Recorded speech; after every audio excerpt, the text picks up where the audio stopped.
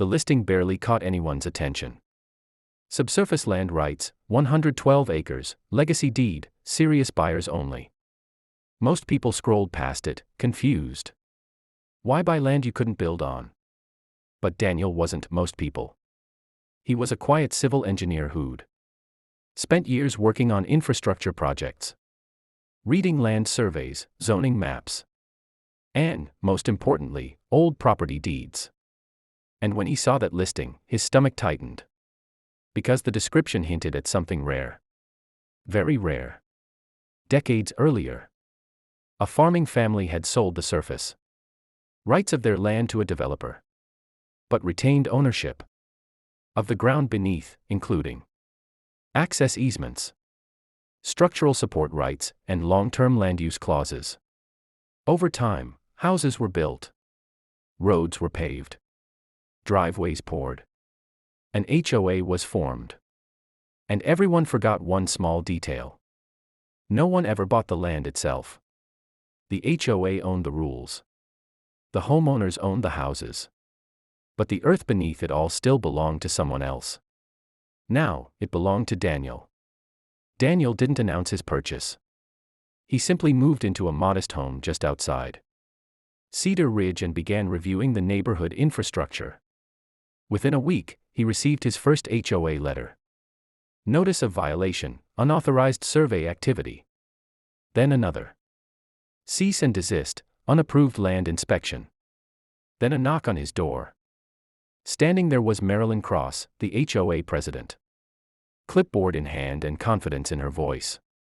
"You can't conduct surveys near our community without permission," she said sharply. Daniel smiled politely. "I'm not surveying your land," he replied. "I'm surveying mine." She laughed. That would be her mistake. Daniel was summoned to the next HOA board meeting. The room was filled with homeowners, board members, and the HOA's attorney. All visibly irritated. Marilyn gestured toward Daniel. "This man claims he owns land under our homes." The attorney smirked. "That's not how property works." Daniel quietly placed several documents on the table. Original deeds, survey maps, county records. The room went silent as the attorney's face slowly changed. This can't be right," he muttered. But it was.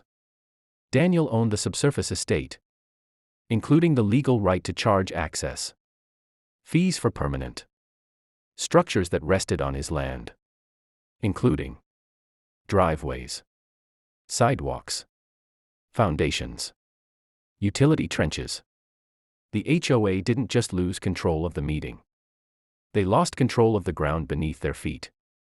2 weeks later, every homeowner received a letter. Not from the HOA.